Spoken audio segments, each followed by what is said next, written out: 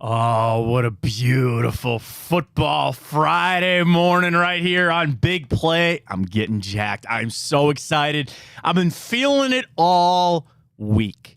We've talked about a lot of things here on the show, got into some other things, but today is only about one thing. Today is only about zeroing in on the Cleveland Browns and the Baltimore Ravens right here on the lakefront. Crowd will be massive. They're going to be loud. The division on the line in a way. It's week 4. There's a lot to play, but for this is the number 1 spot in the division. Potentially. I know Pittsburgh's involved in that too, but nonetheless, I'm viewing this as the number 1 contender spot for the AFC North crown. The Browns defense playing to an elite historic level. But wait, they are facing a guy very elite and very historic in his own right in Lamar Jackson that does things just a little bit different. Browns kind of had his number. Over the years. Are they going to be able to do it again on Sunday? We then flip to the offense. Deshaun Watson continuing to grow after one of his better games against the Tennessee Titans. You're going to need the offense. You're going to need the defense to show up on Sunday. But which one are you more excited to watch for the Cleveland Browns? I enjoy being able to even have that conversation because both are playing well. Defense just a little bit better. We got to talk about all of it right here on Big Play. Welcome to the show, everybody. I am Matt Fontana. He is Ryan Tyler. A very good morning to you on a Football Friday edition of the Matt Fontana Show right here on Big Play. Streaming on the iHeart app. We're already up on Twitter at Matt Fontana Show. I think, Ryan, we surpassed 200 followers. I think we did, Matt. All right, congratulations. Well, okay, we're at 199. Somebody drop a follow to be the 200th follower. I would give you some sort of prize. I don't have a prize. I'll get a shout out. You'll get a shout out on the show. So keep an eye on that at Matt Fontana Show. We're up and rocking there. We'll get to our Twitter question this morning. We got the Friday report card. Ryan and I had a little go back and forth this morning. As we normally do on Fridays, we will preview the Browns and their opponent, and we'll break it down. Where do the Browns have the advantage? Where do the Baltimore Ravens have the advantage? And there was one who maybe had to flip-flop a little bit. Unfortunately, though, there is one that there is no debate because John Harbaugh. I had it. Let me pull it up. I don't want to sell Coach Harbaugh short. Ryan, I think he's something like 24-6 in his career against the Cleveland Browns. That is correct. Well, we know how that goes. Mike Tomlin, John Harbaugh. Not Zach Taylor, though. Not great. Not Zach Taylor. We got somebody, and including an impressive 11-4 in Harbaugh's career right here at Cleveland. But that'll change on Sunday, I think, but we'll get to that coming up. We do have our pick segment, very successful last week for Ryan and myself on Tipico. Not so much last night, though. Man, that was a butt whooping the Lions put on the Packers. We'll get to our pick segment, and then we're going to have Noah Weisskopf on this morning to help us with our betting. Of course, Browns with Noah, so we'll certainly get Noah's thoughts on Sunday's game for the Browns and the Ravens. I love this, man. Like, I love the fact that the Browns are in a position that I can get legitimately excited about games against good teams, right?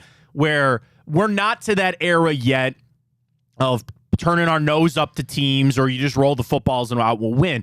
The Ravens present some challenges. It's still Baltimore. Again, John Harbaugh is 24-6 against the Browns. But I expect the Browns to show up. Of all of the things, I'm excited for a good football game. I felt the same for Cincinnati and Pittsburgh.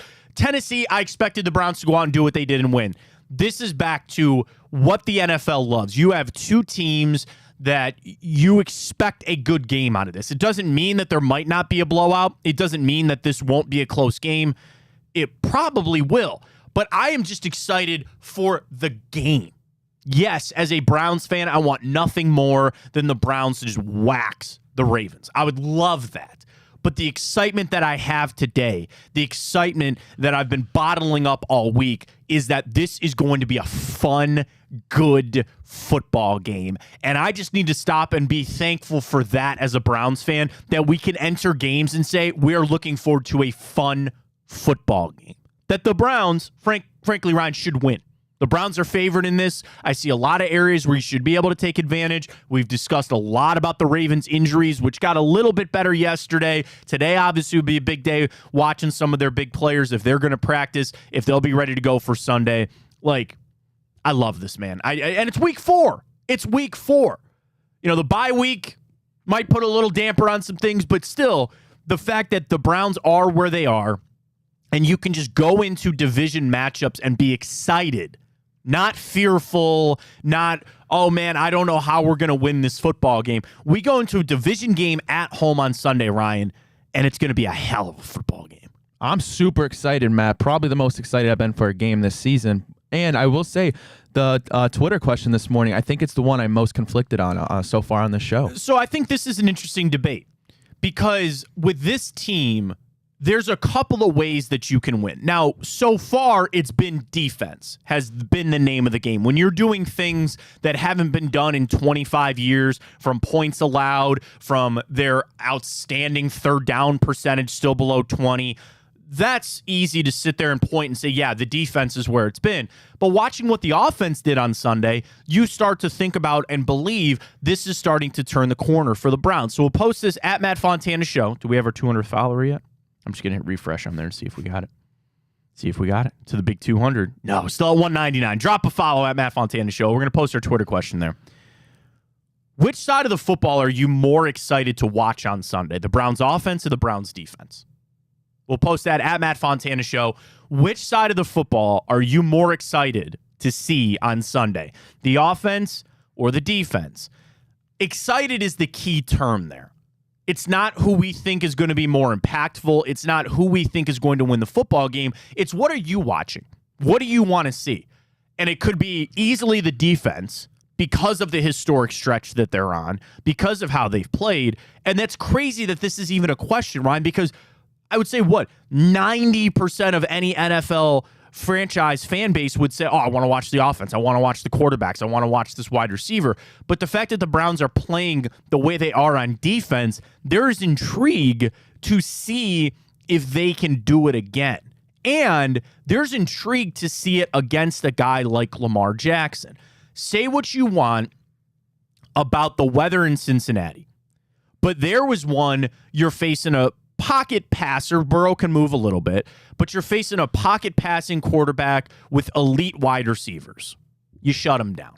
Again, relative weather, sure, fine. Then you face Pittsburgh, a team you would think wants to run the football. Yeah, offensive gave them defensive touchdowns. Not a great game. You move on. Then you go to Tennessee, who is a run-first team, and you faced one of the elite running backs in the NFL and held him to jack squat nothing. Now comes Lamar Jackson. I don't know if there is anybody in the NFL like Lamar Jackson. Had 100 yards rushing last week, Ryan, plus 200 yards passing. Can I give you some quick historical things on Lamar Jackson? Please do. Games with 200 yards passing and 100 yards rushing in NFL history. Lamar Jackson has 8.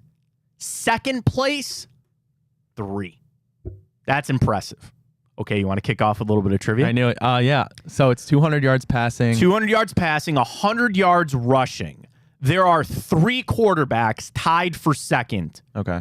That have 3. Okay. Is one Mike Vick? No. Okay. Which is a little crazy. Is one Cam Newton? It is Cam Newton. And is the other Jalen Hurts? No. Justin Fields? Nope. Ooh. Your hint will be, though, just like Jalen Hurts and Justin Fields, both of these quarterbacks are still in the NFL as starting quarterbacks today. They will start a game on Sunday, both these teams. And one of them had 100 yards rushing 3 times? 3 times. 200 passing, 100 rushing. Wow. They're both hard to get for different reasons, I think. Is one, okay, this might sound crazy. Is one Daniel Jones? No, that's a good guess, though. I appreciate that guess. Yeah. That's thinking outside of the box. He's an underrated runner. That's a good trivia question, Matt. One of your hints is this is one of the guys that they told him he has to stop running so much, and he has. Oh, okay. Josh Allen? Josh Allen is correct. The other one, they might need him to start passing for 200 yards and rushing for 100 yards because they're down bad. Awkward pause. Like 0-3 down bad? Yeah, they're bad. They're down bad. They're down bad. And I would venture to say that he has not done this in years. Oh, wow. Okay. I might need to phone a friend. They're down bad. I just say that. That could be the hint. They're just down bad, Ryan. They're honestly one of the worst teams. Oh. Kyler Murray? No. Oh, shoot. Russell Wilson. Oh, okay. Russell Wilson. Okay, that so makes again, sense. your stat is Lamar Jackson has 8 career games of 200 yards passing and 100 yards rushing. Josh Allen, Cam Newton, and Russell Wilson all have 3. That is tied for second. And then you talk about just games with 100 yards rushing. He's got 13. Mike Vick has 10. And then Justin Fields and Russell Wilson both have 4. So I say that about what this defense is going to face in Lamar, that he's not going anywhere. You're going to have to face him for years. And the Browns have, to a point, shut him down in years past. Whether that was Joe Woods' defense, whether it was the players, we'll find out Sunday. But that's where this test for the defense, because that's what it's going to be. That is one of the things I'm most intrigued about. I don't know if that's the answer to our question this morning, though, of which side of the football are you more excited to see? Because this seems to be something with the Browns' defense. Here's a midterm exam, which is pretty much what it is. You're going into the bye. This is a bigger test. It's different. There's no one quite like Lamar. And I want to see if you can do it. I want to see if they can do it. You can get after Derrick Henry. They did. They got after Joe Burrow. Can you get after a guy like Lamar Jackson, who is just so... You want to know a word that I've heard over years talking to Browns defenders when they describe Lamar Jackson? He's frustrating. Because when you think you have him down, he escapes out and makes some huge play. When you think he's on the ground, he's not. And that's something that I've heard coaches and players say, you have got to tackle him. You have got to get after him. And no matter when you think he's on the ground, you got to get him down. That opens you up to late hits and personal fouls and all that kind of stuff. But that is the kind of guy Lamar Jackson is. And then when you think about what this offense might look like with no J.K. Dobbins, sounds like Gus Edwards is going to play, sounds like Justice Hill might give it a chance, but they're missing wide receivers. And then do not forget about Mark Andrews. Mark Andrews has 7 receiving touchdowns against the Cleveland Browns in his career. That is the most by any Ravens player against any one opponent. Think about that.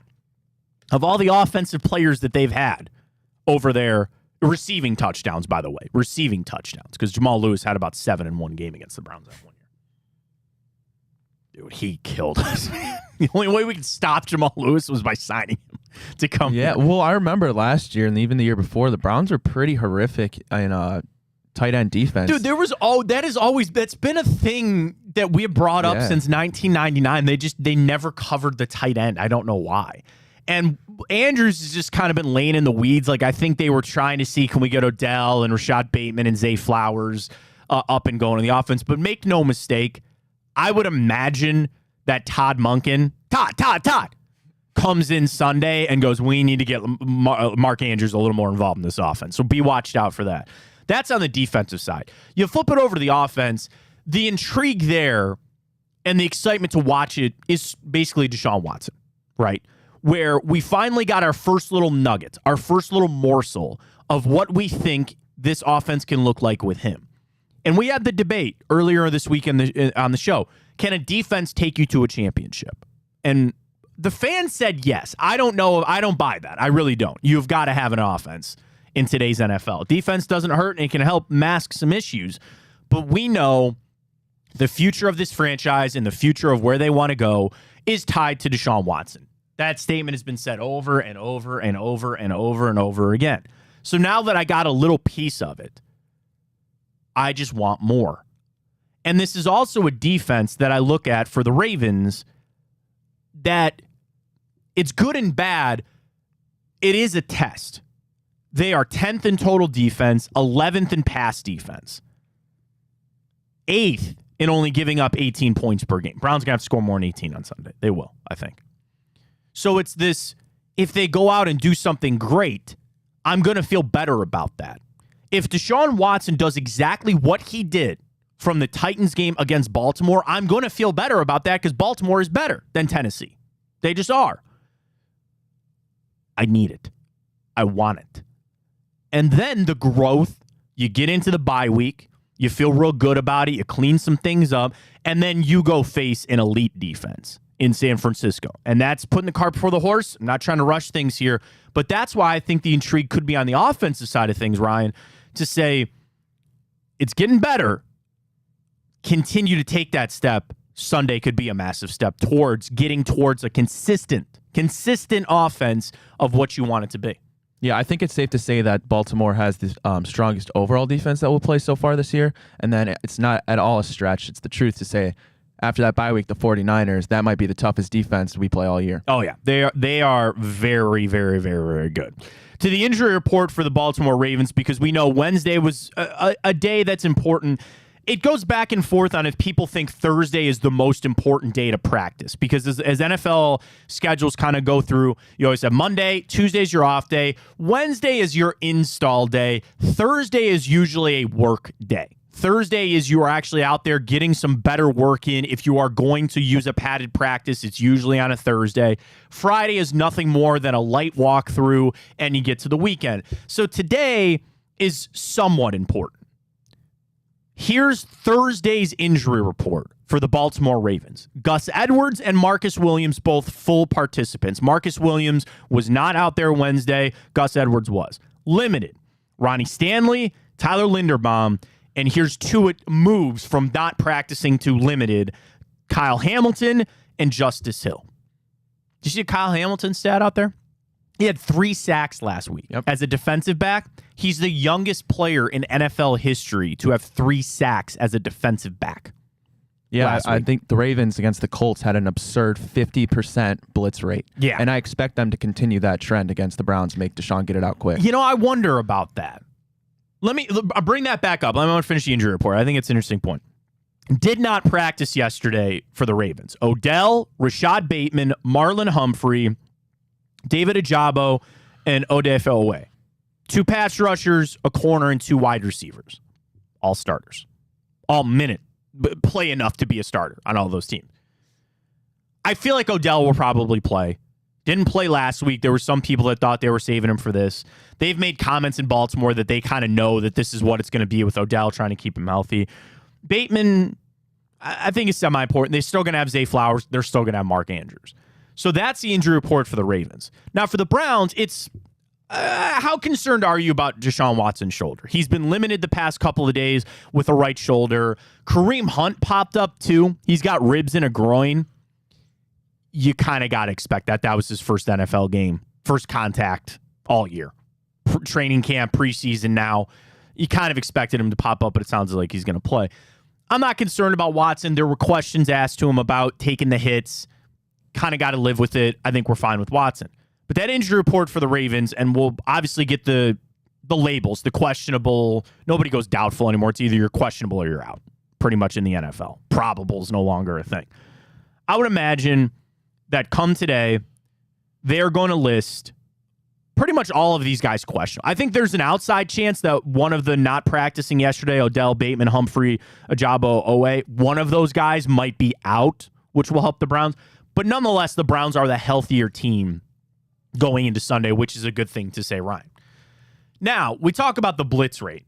QBs facing blitz rate. I want to find that. I should have looked that up. From Fantasy Pros, advanced metrics, pressure, times blitzed this season. Who do you think leads the NFL in the most amount of blitz faced this season? So I'm naming a quarterback? Yeah, quarterback. Okay. Well, I'm curious to see where Deshaun's on that. I'll tell you where Deshaun's at. 52 times Justin Herbert has been blitzed more than any player in the NFL. Second, Jalen Hurts, 51. Third, 44 times blitzed this season, Deshaun Watson. He's at a 64 completion percentage, which thankfully got boosted against the Titans with his second best completion percentage of his career. The name of the game, Ryan, has been blitz him. And we had the concerning stats after the Pittsburgh game where a quarter of Deshaun Watson's passes out of his hand were uncatchable. What does that correlate to? Pressure. That's not him looking at the defense, the secondary, and throwing a bad pass. It's him throwing a bad pass because he had pressure in his face. Obviously, the name of the game is to blitz. And Deshaun Watson has been blitzed the third most in the NFL. And he's played to a average level, I think, at this point. 6.6 yards per completion or yards per attempt. Again, 64% completion percentage at this point. A couple of touchdowns thrown in there. You're right. That is where, when I think about Kyle Hamilton, who had the 3 sacks, whether I'm assuming he's going to play, that Mike McDonald, defensive coordinator for the Ravens, will probably dial up the blitz. Let me see if I can do this quick on the fly here. Defense that blitz the most. Got to be the Ravens up there after last week. Well, those are defensive rankings. I'm okay. If it doesn't pop up right away, then I probably won't find it. And I don't want to derail the show as I search for this. Penalties. I'll look it up in the break, maybe, because I want the team advanced defense. Aha! We are a well-oiled machine today, Ryan. I found it. The Vikings blitz at an astounding 63%. They're first in the NFL. Giants, Bucks, Patriots are the top 3. The Baltimore Ravens, 7th in the NFL. They blitz 34% of the time. Wait, 1, 2, 3, 4, 5, 6, 7, 34%. The Browns are 9th, and they blitz 32%. So that tells you they should be getting after it. Now, to go back to my other stat about times blitzed, again, Deshaun Watson was 3rd in the NFL. He was blitzed 44 times. Dude, I'm still scrolling to find Lamar Jackson on this list. Lamar Jackson, I guess he's not that far down. He's been blitzed 34 times. So that's top 10 in the NFL. So I don't know if the name of the game is to necessarily blitz and get after. I'm sure that the Ravens are going to. They see the stats and they probably know we got to blitz, we got to get after it. So with all that in mind, our Twitter question is up at Matt Fontana Show. What side of the football are you more excited to see on Sunday? Not which one do you think is going to lead us to a victory, not which one are you expecting to make bigger plays. Which one are you more excited to see? The offense or the defense? That's up at Matt Fontana Show. Drop us a follow there. We'll cast our votes that in just a second. The big story yesterday was Roquan Smith and what he had to say. He made a comment about coming into Cleveland and beating the tails on the players in front of their wives and kids. Bulletin board material. I know that made its way into Berea. I know it did. A couple of questions asked, not in the media scrum, but shout out to Mary Kay Cabot of Cleveland.com. She's the best. And Mary Kay, who joins Chico from time to time, by the way, Chico Borman from 12 to 2 here on Big Play. She went around and asked the guys at their lockers. And Anthony Walker gave a line of, I get where he's coming from, but they're going to kind of use that. And he said, I'll take any motivation that I can get. That's a good coach's speak. The thing that I wanted, which is what was accomplished, Ryan, it made its way into that locker room. I know it would. I knew it would. These guys are on social media, but the fact that it was brought up, and some of them made the comment of, I didn't see the full clip, or I didn't really watch the whole thing. They did. I really think a lot of those guys saw it. And that's on the coaching staff. There's a point where I look at it. You want to play that line of you want a coach that's going to get your guys motivated. I crap on Dan Campbell and all he's doing is sticking it to me. So I whatever. But you have sometimes those coaches, you don't want to fall too much into the Freddie Kitchens. And I hate to keep bringing that up, but we all know what it is. You hate a guy that joins the team too much from that standpoint. But this is one that you cannot let go. This is one for this game, for what it's going to mean, and frankly, for what Roquan Smith said. Was it that egregious? No.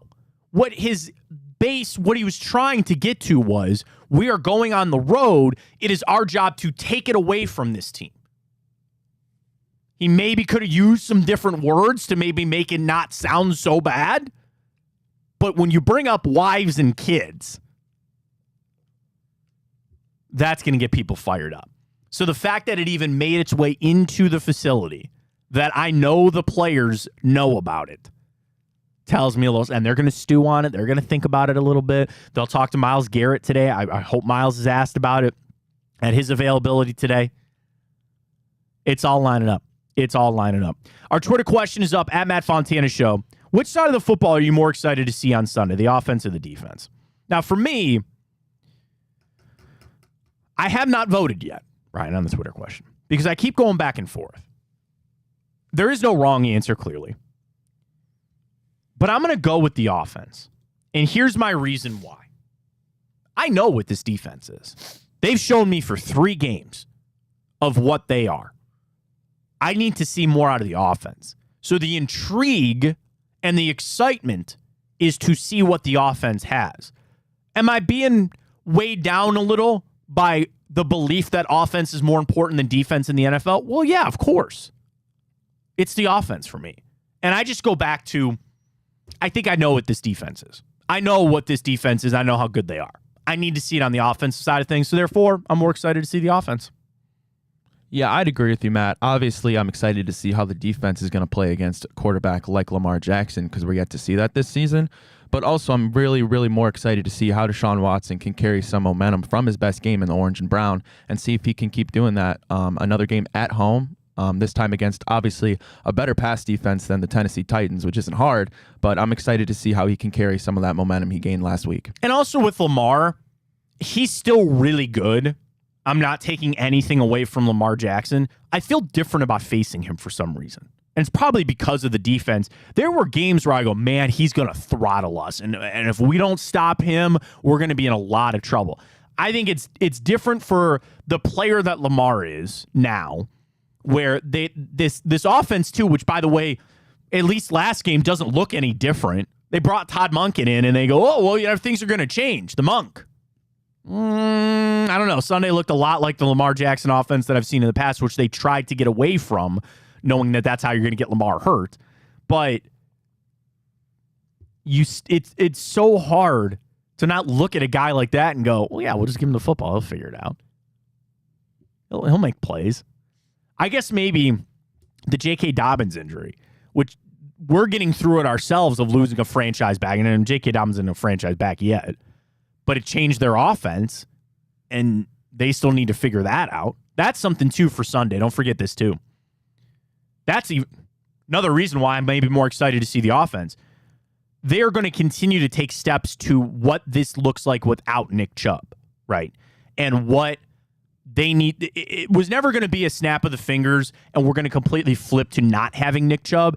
It's going to be an incremental type of thing, and I'm intrigued to see what it looks like for Jerome Ford. And if Kareem Hunt's banged up, maybe not as many carries, all that kind of stuff, but there's intrigue to me to see what the Browns look like without Nick Chubb continuing on. I've got a couple of games now, or I got one game, really, most of the Pittsburgh game, and now I got Tennessee. And I'm not alarmed, but I need to see a little bit more. That falls on Kevin Stefanski. More than anything, of his job, which people came out of that Tennessee game, dude, throwing bouquets at Stefanski. And I love it. I like Kevin Stefanski. And I think Ryan Clark from ESPN tweeted this out. Like, Stefanski was in his bag on Sunday against the Titans. Like, he was pulling out some stuff. And it tells you, it kind of gives you that little sense of what this offense, what this team can be with Kevin Stefanski, which is why I like him. But this might be his greatest challenge. Before it was getting Watson integrated and kind of figuring out what this offense will be. Last year was hard. Here's Jacoby Brissett. We're going to flip it over to Watson. Make no mistake, in the most pivotal season of Kevin Stefanski's career, he has the tallest mountain to climb. What are we going to do without Nick Chubb? We've got a game and a half. Okay. Sunday, another chapter to that story. And we'll see. So that's why my intrigue is on the offense. It's got to be. All right, vote at Matt Fontana Show. Which side of the football are you more excited to watch on Sunday, the offense or the defense? We'll jump in the Twitter inbox when we return. Continue our breakdown between the Ravens and the Browns. We'll do that with the report card, the Friday report card, which we'll get to coming up as well. We've got 10 o'clock. We got our picks. Browns with Noah coming up at 10:15. We'll do our picks around the league, get his thoughts on the Browns matchup on Sunday as well. The Ryder Cup. Oh, my God. Are we getting smoked? Lost every 2-ball match this morning. 4 balls are out there on the course right now in Italy. We're winning 1. For those on the Ryder Cup, 2-ball is when they alternate. So, like, Ryan and I are Team USA. He hits a drive, then I hit the next shot, then you hit a drive, or, hit the next shot. But do you know, Ryan, that you are required to alternate tee shots?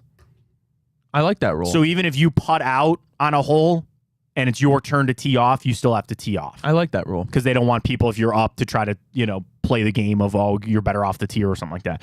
So 2-ball is when you have 2 guys alternating shots. 4-ball, everybody plays their own ball, and the best score on the hole wins that hole. I love the Ryder Cup. It is one of my favorite sporting events ever. Team USA hasn't won on European soil since 1993. And I would dare say they're off to a bad start to end that streak. Not good, but we'll keep you updated on that.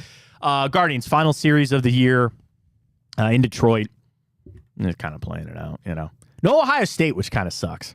No Ohio State, but we will get some picks on college football coming up. We'll get our NFL picks. We're locked and loaded for that. We got you covered. Football Friday edition, Matt Fontana Show, right here on Big Play. Catch us wherever you need to. We're on the iHeart app, streaming every single morning, the replays throughout the day, live radio and listen. We're on from 9 to 11. Chico's 12 to 2. And then don't forget, the return with Josh and Maria Cribbs, Bobby Carpenter Show with Anthony Schlegel, the Big Football Show. Greg Williams, Hanford Dixon, Bruce Drennan. What is Bruce's show called? Bonus time. Bonus time with one Bruce Drennan. We got you locked on before it'll be in the Cavs season. Booby with his show coming up. Booby's World. He was at the tailgate the other night. It was good to see him out there. We got you covered. Big Play, where you want it, how you want it, when you want it. A new way of enjoying entertainment. We're on Twitter, Facebook, and YouTube with on-demand shows on Apple Podcasts and Spotify. And check out BigPlay.com. Dude, I finally got some Big Play swag. It looks good, man. It looks damn. I was going to say something. Dude, I'm kind of an awkward body type in a way. Me too. So, you and I are both a little taller. There was one point in my life that working out was very big in my life, but tear your bicep and have some kids. Tell me how often you're getting to the gym. So, finding a shirt is weird for me. This has nothing to do with football, and I apologize to everybody that's listening and watching and going, why are you talking about matched shirts? But here we are. Because if I go XL, I need XL because I don't want this. I hate when I buy shirts that are too short on the arms because I have longer arms.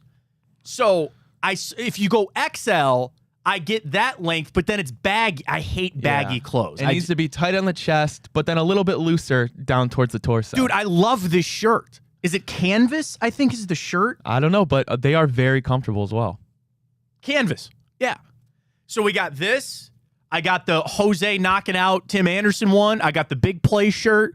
And these are, not only are they nice, these are comfortable They're ass very shirts. comfortable. I love them. So you can go to bigplay.com and we have merchandise up there. Cody, our artist, he does a fantastic job. I'm into him about a show shirt, though, by the way. Oh. Yeah. I've had people ask about a show shirt. I don't know if it'll be quite just the logo that we have for the show, because I also feel weird about wearing a shirt that has my face on it. Is that the most narcissistic thing in the world? Could be worse. I wear a shirt with my face on it. Who's that jackass? It's me. But potentially some show merch coming very soon. But nonetheless, get to Big Play. We got all our T-shirts up there and everything that you need. All right, we're going to dive back into a lot of football. We got you covered, including the Friday report card. You are not going to want to miss it. Let's get to it next right here. Fontana Show on Big Play.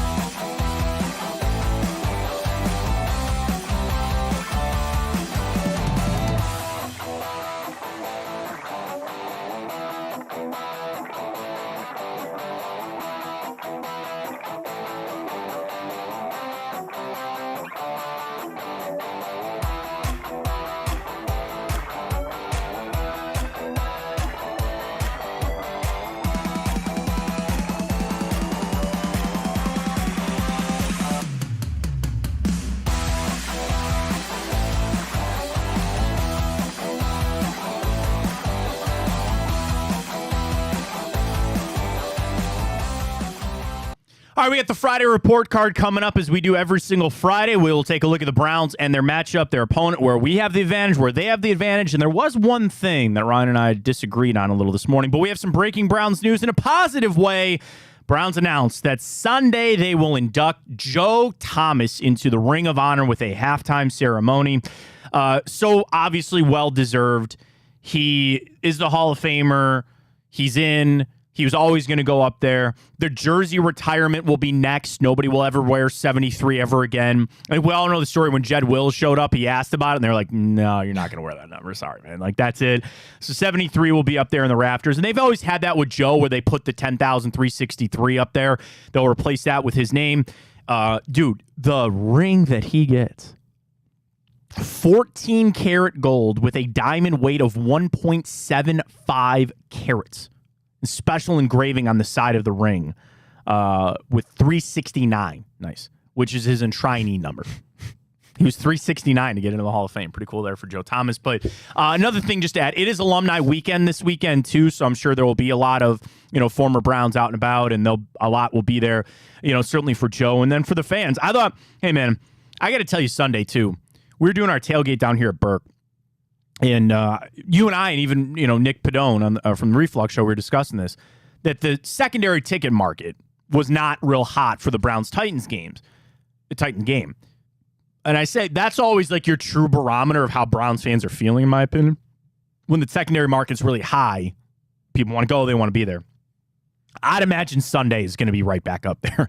Not even just that it's the Browns and the Ravens. You got to win. Attendance is always up after a win. You're feeling good about where you're at. But now you add in that they were going to be honoring and putting Joe Thomas into the Ring of Honor coming up on Sunday is pretty great. So congratulations to Joe. I've got a chance to know him, as so many Browns fans and people in town have. He's the best. He's awesome. We all love him to death. So congratulations to Joe Thomas being inducted into the Browns Ring of Honor on Sunday. Matt, you know what's even cooler about that? What's that? So this Sunday, who's ever going to be down in Cleveland, we're actually not doing the tailgate at Burke. Oh, that's right. But we're going to the Rock and Roll Hall of Fame and doing a show there. And you know who's going to join us? Who's that? Joe Thomas. Joe Thomas. He will be there. So, again, we're not doing Burke this week. I'm glad you brought that up, Brian. We're going to be over at the Rock and Roll Hall of Fame for a short show. We're going to have Joe Thomas on. He's going to be there. So check us out. Big play. Follow us on all the social media platforms for the live show. So we'll see you Sunday at the Rock Hall. Well, speaking of Sunday, Browns-Ravens, some matchups to go the Ravens' way, some matchups to go the Browns' way. Let's get to it. The Friday report card.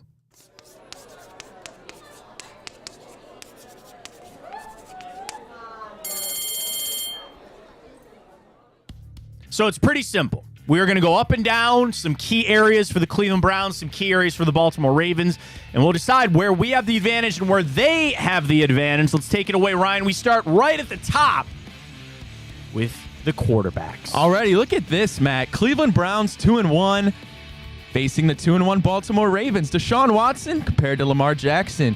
QBR, Deshaun got his up 87.8. Lamar Jackson with a pretty solid 95.5. I mean, the thing that jumps out there is the 73% completion percentage. That is outstanding. But then also what jumps out there is just 2 touchdowns through 3 games.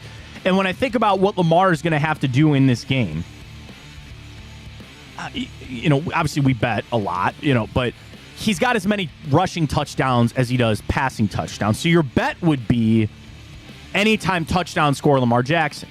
He actually leads the Ravens in rushing, 193 yards and 2 touchdowns. Yeah, J.K. Dobbins has been impacted by that. Do you want to know the crazy thing about that, Ryan? What's that? He is the leading rusher in this game. I believe it. That again, Nick Chubb goes down. Jerome Ford and Kareem Hunt having an opportunity to accumulate those yards. Well, Lamar Jackson is the leading rusher for either team come Sunday with that $193 through 3 games and 2 touchdowns. They're going to score. I don't think you're pitching a shutout. God, I'd love that. I think you're going to give up. But a Lamar Jackson rushing touchdown, I think if you keep him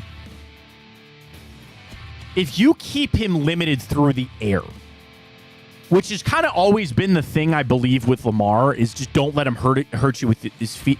I'm kind of the opposite. Let him run. Is he really going to beat you if he's running the whole time? I don't think so. I kind of almost say lock it down in the passing game.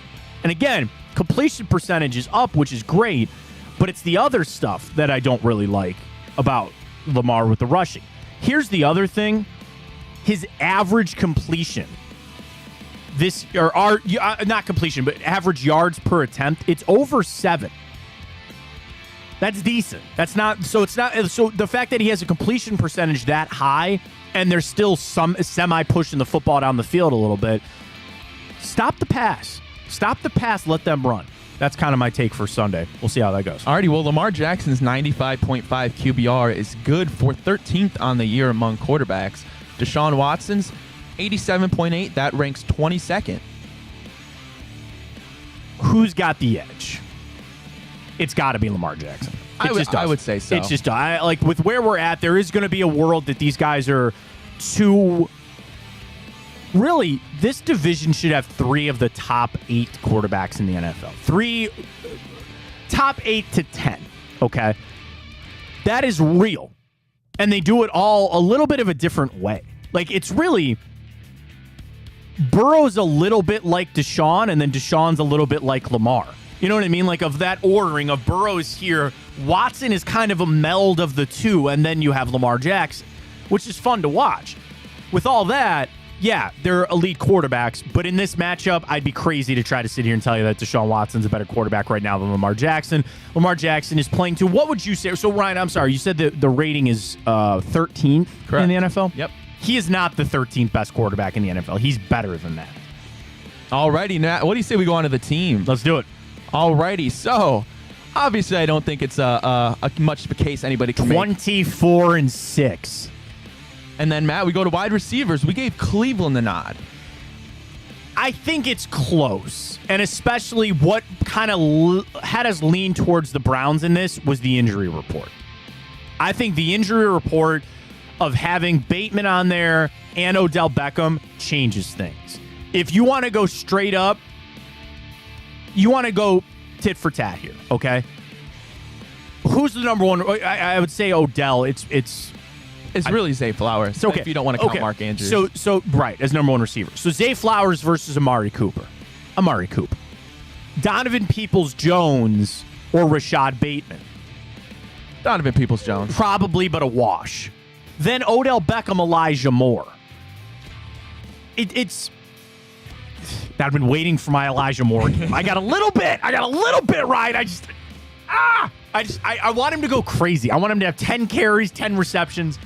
I think this is another sneaky game for Elijah Moore, that they're going to start getting him involved in a little bit more. Again, I could listen to a wash on those. So you would lean Browns because you're going to take Amari Cooper. I'll put it this way. Amari Cooper, with no questions asked, is the best wide receiver on the field come Sunday. So then if you have the rest of them being a wash, we're going to go Browns wide receiver. You want to glom in tight end? Yeah, there's no question. It's Mark Andrews over David Njoku. Njoku, by the way, I think he's now 3rd all-time Browns receiving list. Really? For tight ends receiving. Yeah, we just got to see him get in the end zone. You got to get in the end zone. So again, on the whole, the wide receivers, we'll say the Browns. It's slight, it's there, and especially if the injuries do factor in when it comes to Bateman and Odell, I think it's pretty confident. It's the Browns, tight end, definitely the Ravens. Alrighty, Matt. Well, we had a little bit of a disagreement on this one, but the running back room, I made the graphic, so I went ahead and gave the nod to Cleveland. I didn't want you to have to change it. But you got some other thoughts on that. I do. So the running back position, when you look at where the Browns sit with Kareem Hunt, I almost said Jamal Lewis, Kareem Hunt and Jerome Ford. So what I'm going to do is look at the PFF grades for this team. Coming into this, Jerome Ford is grading out at a 65, which is pretty solid in my opinion. You flip it over for Baltimore, and they've had to change some things, obviously, but Gus Edwards is a guy that has obviously carried the ball very well for them in the past. Coming into this game, so again, a 65 when it comes to Jerome Ford. Gus Edwards is at a 67. So they're about a wash. Then I talk Justice Hill versus Kareem Hunt. Those are just PFF rankings. I lean to the Ravens. I don't know why. I just do. I think it's more of I need to see a little bit more out of Ford. I'll tell you what it is. I've seen Gus Edwards run. And I know that he's maybe a little bit better than he is right now. He is injured. But, dude, he's averaging 5 yards a carry. That's pretty good. It's pretty good. Very good. I lean. It's closer than it's maybe been in the past. Well, really, it's never been close because it was always Nick Chubb. This is the closest that it's been in a long time. I lean Gus Edwards just because he's more experienced. I think Hunt is a little banged up. I don't know how much we'll see him Sunday. And if you're just asking me who would I rather have run the ball, Jerome Ford or Gus Edwards, I'm picking Gus Edwards. Now, they're very different. Gus Edwards is a true between the tackles, like running back. He's a bruiser. Then they have Justice Hill, who does get out to the edge, and then Jerome Ford is more of an edge guy. They're very similar. They are actually, if you were to look at the Ravens running back room and the Browns running back room, sans Nick Chubb, they're very similar. You have a speed guy, Justice Hill, Jerome Ford. You got your between tackles, bruisers, and Kareem Hunt, and Gus Edwards. They're two peas in a pod. I will just lean towards Baltimore for this matchup coming up Sunday. Yeah, so I'm going to lean towards the Browns, and I think a big part of that is just that we haven't seen, the potential ceiling of a guy like Jerome Ford, and we've seen Kareem Hunt, and yeah, I admit, I was one to say it was clear he lost a step the year before his contract expired, but I give him the nod in that sense over Justice Hill. And just in terms of the ceiling, I'm going with the younger Jerome Ford, who has more promise, I think, than a guy like Gus Edwards, who has been a solid contributor on the ground, but hasn't given me anything to really root for. I'll listen. I will 1,000% listen to it. Hey, anybody in the comments, I think that's really close, and I'd love to know what anybody has to say about that. We're up on YouTube and Twitter. All right, buddy. Offensive line gave the nod to the Cleveland Browns. Yes, but it's actually, if you could mix this offensive line together, you would have an elite unit. And what I'm you're not saying is take the Ravens left tackle and put him on our team. You need both the tackles and maybe the center. So here's the thing. They're starting offensive line, and they've been battling injuries too. Ronnie Stanley is their left tackle. John Simpson, their left guard. Tyler Linderbaum, who's been injured but is probably going to play at center. Old friend Kevin Zeitler, who just needs to play for the Steelers to complete the career AFC North trek. And then Morgan Moses is their right tackle. Grading out, Morgan Moses is their best offensive lineman. He's the 10th best on PFF. It's supposed to be Ronnie Stanley and is paid to be Ronnie Stanley, but shockingly, and this isn't a shot at him, but it's just kind of how it goes, you get paid and all of a sudden you start getting hurt. Did you see David Bakhtiari is going to miss yet another season for the Green Bay Packers? Yep. That guy signed a contract at, believe at the time, to become the highest paid offensive tackle in football. He's played about 4 games in 3 years since. He's not happy without Aaron. I guess. I'm shocked that he's still there. But anyway, I digress. Yes, if you were to meld Ronnie Stanley, and I like DeJuan Jones, I do. And he and Morgan Moses are actually kind of similar guys. Moses 6'6", 320, he's a big dude. We have the 2 best guards in this game, in Teller and Batonia.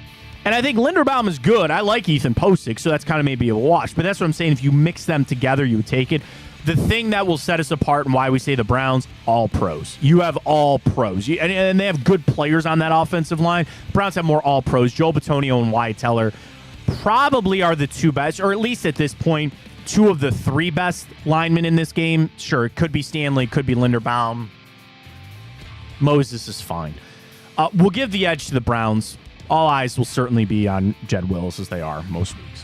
Already onto the defense. I don't think this one's a question, but we gave the nod to the Cleveland Browns. And right now, as it stands, I'm not sure that there's a matchup where we aren't going to keep giving the nod to the Cleveland Browns. No, I don't at this point. I mean, even San Francisco in a couple of weeks, the Browns are the best defense. When you play to historic levels and do things that haven't been done in 20-odd some years, you're the best defense in football. They are hands down the best defense in football. If I ran through it right now, they are the best defense in total defense. They are the best pass defense in the NFL. They are number 1 in points per game. They are number 1 in third down percentage. They are number 1 in red zone touchdown percentage. Do you know why they're number 1, Ryan? Because they haven't given up a red zone touchdown yet this year. 0.0,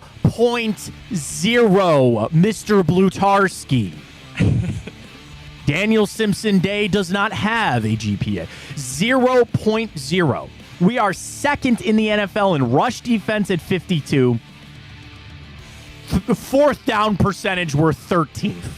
Boo-hoo. Doesn't it feel good to get off the field on third down? 19%, Ryan. Offenses cannot win football games only converting at 19% on third down. Nope. The only kind of thing, Grant Delpit spoke about this yesterday. We got to start getting some takeaways, man. The Browns are actually tied for third worst in the NFL in turnover ratio. They are -5. Granted, you had a pick 6 in that game and the fumble and all that. But the Browns defense has not been the ball hawk. They haven't needed to because they've just been stopping. There is a world, though, that this is a debate, and I think Greg Williams mentioned this on one of our pregame shows. I got to catch up. We got to get him on this show one day. I'd love to have Greg on. We should have him on.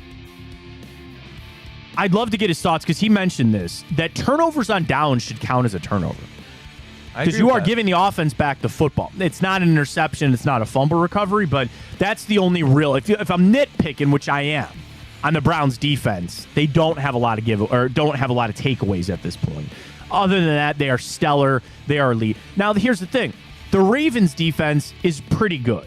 8th in rush defense, 10th in total yards allowed, and 11th on pass defense. Now, if I want to get nitpicky when it comes to the Ravens, I could sit back here and say, okay, overall, you are a top 10 defense in the NFL. Who did you beat? Houston? Gardner Minshew. You lost that game. And you beat a Joe Burrow squad that obviously Joe Burrow is not the same guy, and he miraculously tried to get them back in that game. But I would say, I guess you could say the same thing for the Browns. We beat up on a bad Joe Burrow team. I guess your crux of it is, if you take out best and worst, Browns best, Cincinnati. Browns worst, Tennessee. You're out. Ravens best, Cincinnati. Ravens worst, probably Houston. Then you ask yourself, who's better, Pittsburgh or Indianapolis? I would probably say Pittsburgh, so then that would give the edge to the Browns. Really? So I would say Indianapolis. Okay, actually. that's fine too. So that's what I'm saying. The Ravens defense is playing to a top 10 level, but I question who they've played. The same thing. I could question who the Browns have played, but they are playing to an elite historic level. The Ravens aren't doing that. This game's going to say a lot about both teams when all's said and done. Absolutely. Special teams-wise, Dustin Hopkins, you don't have to worry about. Borquez is doing just fine. Justin Tucker is... He's human, I guess. He missed that 6... Washed king. I hope. I'm waiting for that little downturn from him.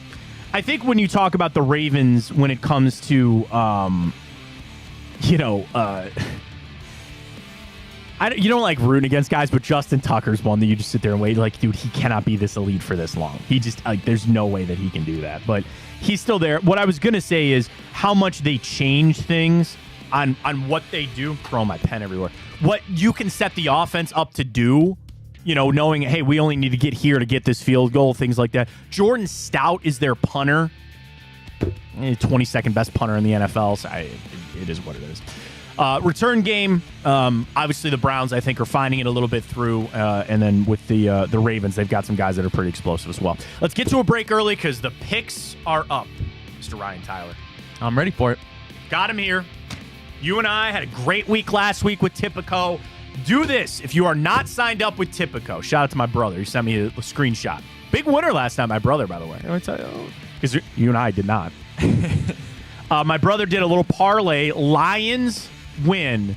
Amon-Ra St. Brown anytime touchdown score. He took a free $30 bet. Turned that into $91 there on Tipico. Good return. Shout out to my brother Mark. Thank you very much. I love you. I need his truck later today, so I really love you today. Thank you very much. You don't ever want to own a truck. You want to know somebody that owns a truck. All my brothers own a truck except me, so that's why I don't need one. But he did what a lot of you should do. Download the Tipico app. Use Big Play 150. You get the bonus bets. My brother did. He threw, hey, dude, I'll take a flyer at a $30 here.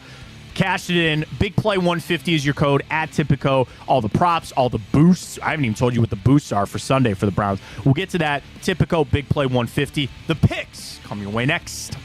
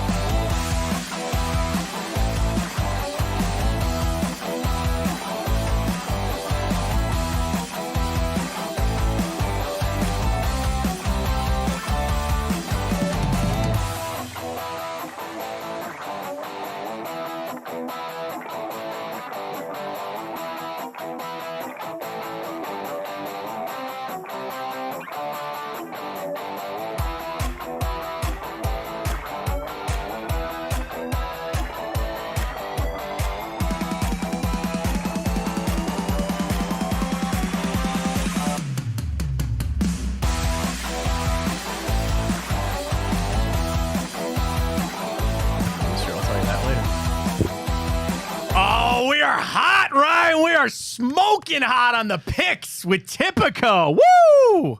Little slow in week one. We rebounded in a big way. It is time for our pick segment presented by Tipico. We'll run through the full slate of NFL games. Get you your picks. Follow along on Tipico. Use that code BIGPLAY150. You and I, should I count Thursday Night Football or not? We have to. Okay, so Ryan won last night. So on Thursday night, I'm going to put that down. I lost. I was 0 for 1. Ryan, you were 1-0. Last night, was I?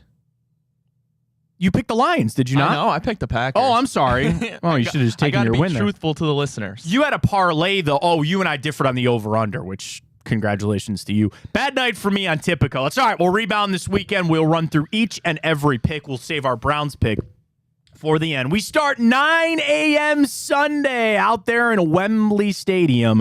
It is the London Jacksonville Jaguars welcoming in the Falcons. The Atlanta Falcons, a shocking 2-1. I could say the same thing about the Jags, a shocking 1-2 record for Jacksonville with their just apathetic offense against the Texans on a complete blowout, 37-17. Line is an even 3 for basically the home team for Jacksonville. Over-under is 43.5.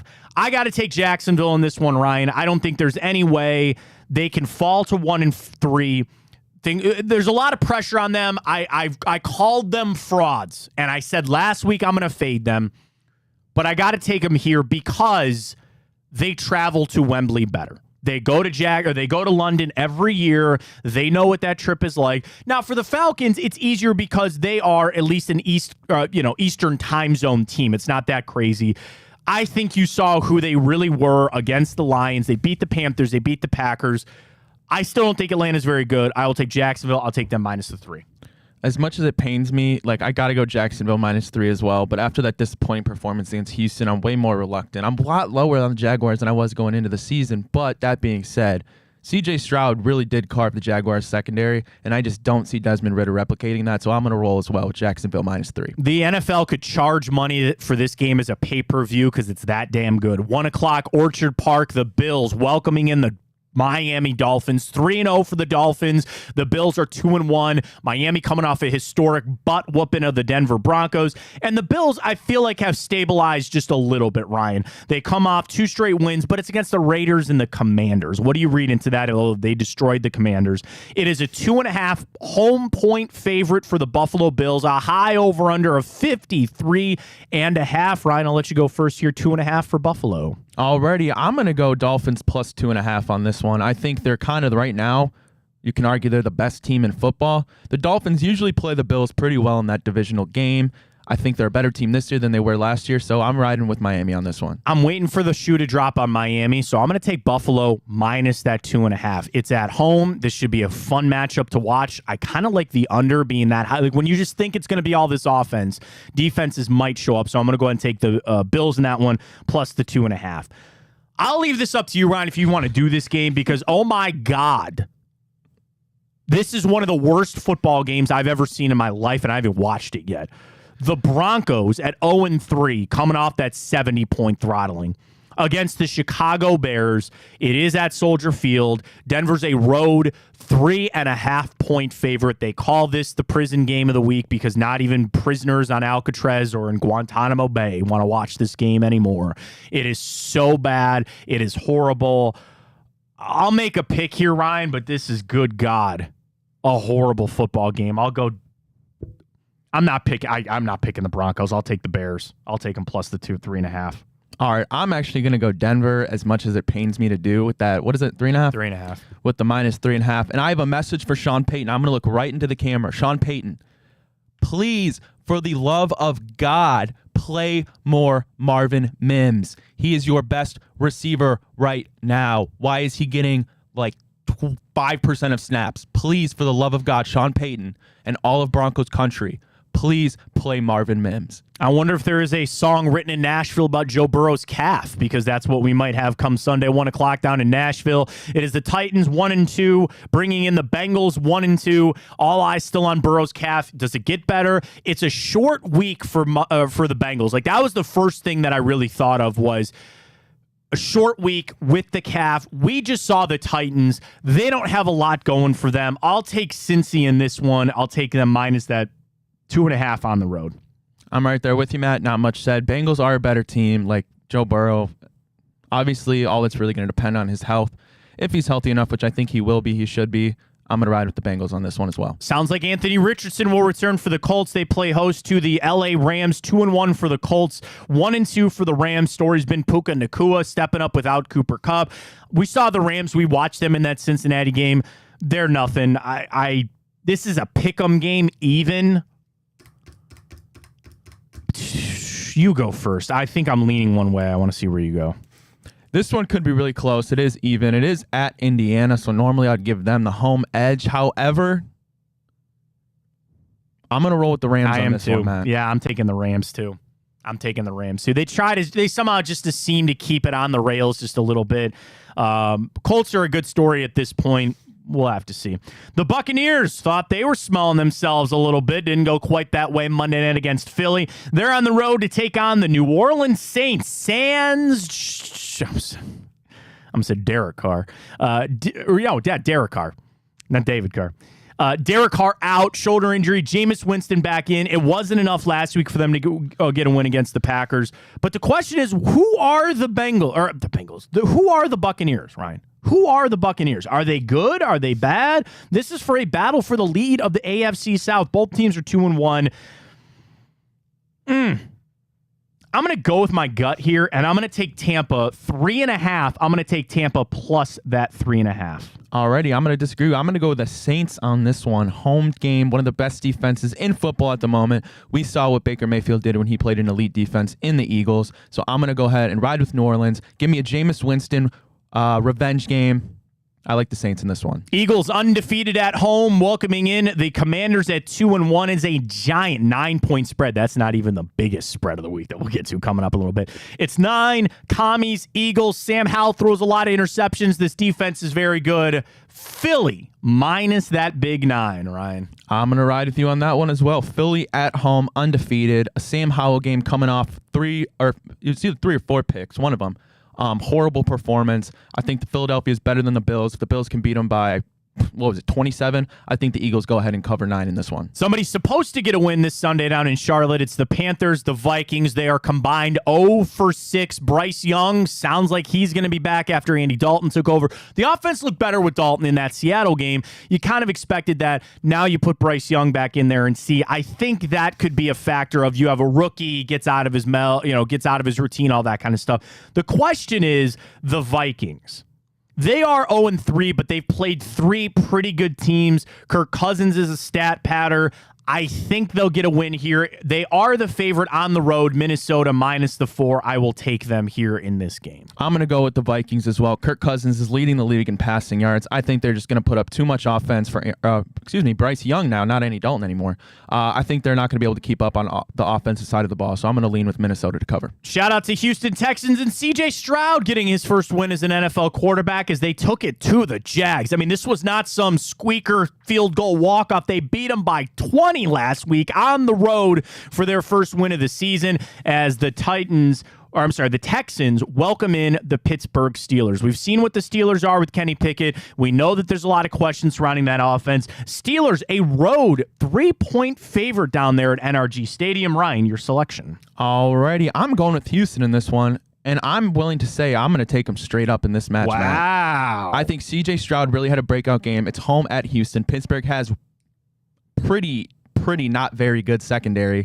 I expect Houston to carry some momentum into that game, and I'm not high on Pittsburgh one bit. I hate taking so many favorites, but I will take Pittsburgh. I think C.J. Stroud's going to think a lot about T.J. Watt. I think they're going to get after him with that pass rush. It'll be a low-scoring affair, in my opinion. Over-under set at 42.5.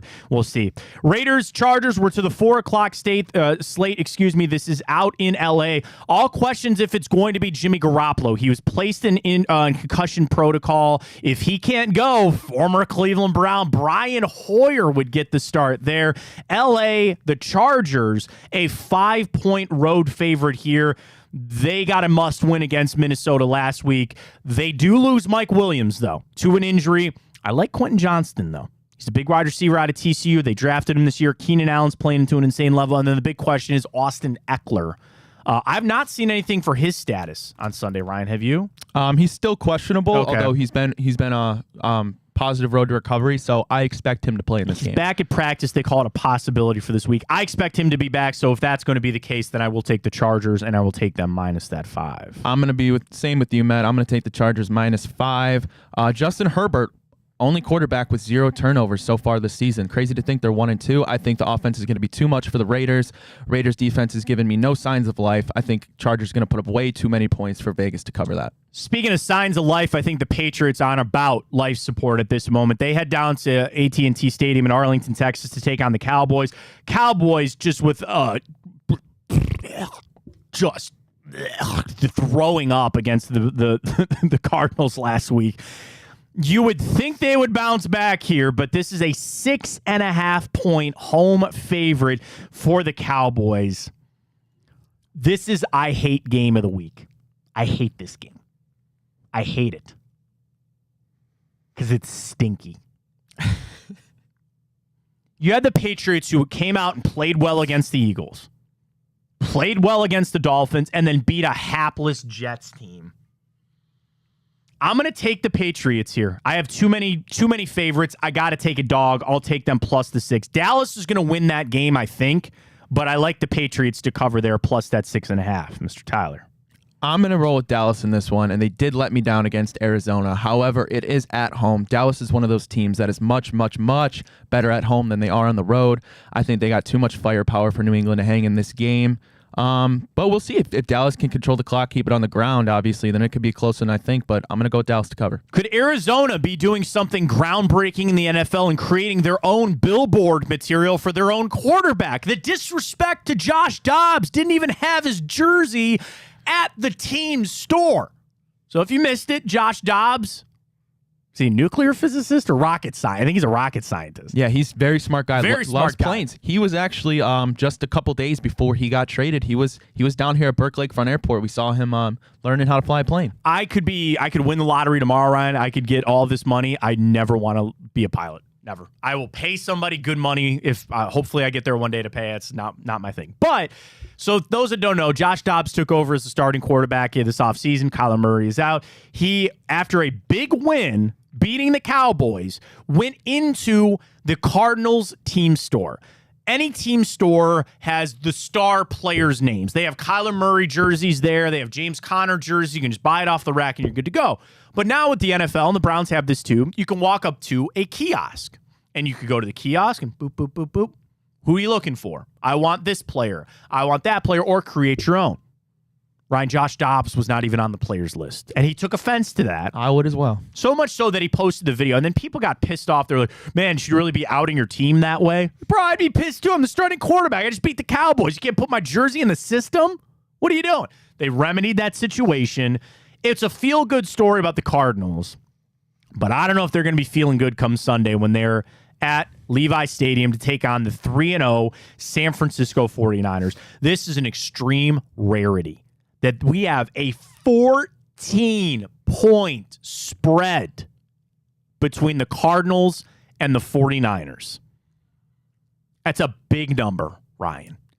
And at this point, with what the 49ers have done, they have beaten some teams down. 30-7 against the Steelers, 30-12 against the Giants. Closest game was the Rams at 30-23. When you have a spread that big, you have to want to put up points. You have to want to cover that spread. Now, that being said, just watching what Miami did, give them a little motivation for the 49ers. Say, hey, man, we'll put up some points against somebody. Also, are the Cardinals trying? And there are a lot of people out there this week that say, hey, man, the Cardinals are playing hard. They play tough. Oh, man. I'm going to take the Cards. I'm going to take them plus that 14. Yeah, it is a rarity, as you mentioned, to see a team in the NFL favored by 2 touchdowns. That is a lot of points. This is the tough game. This is another trap game, right? It's arguably the best team in football versus the worst team in football. But now you can make a case that the Cardinals aren't beating the Cowboys. But I'm actually going to roll with San Francisco minus 14, home at Levi Stadium.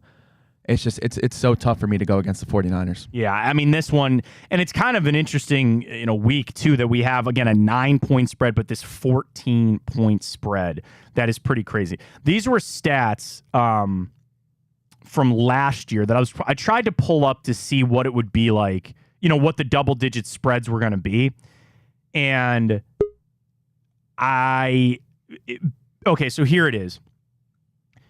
By running, so they did like years and years of data for this.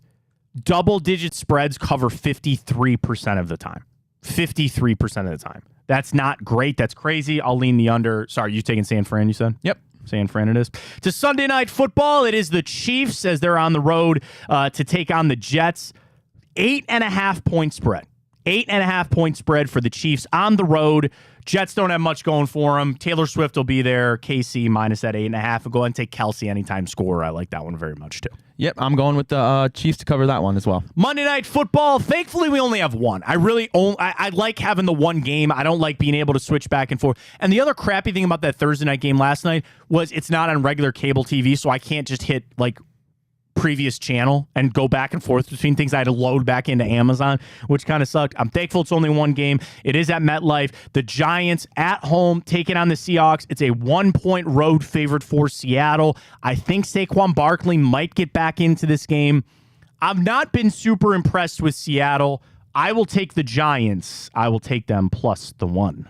Already, I'm going to go Seattle in this one. I think they're a much better football team than the Giants from what we've seen this year thus far.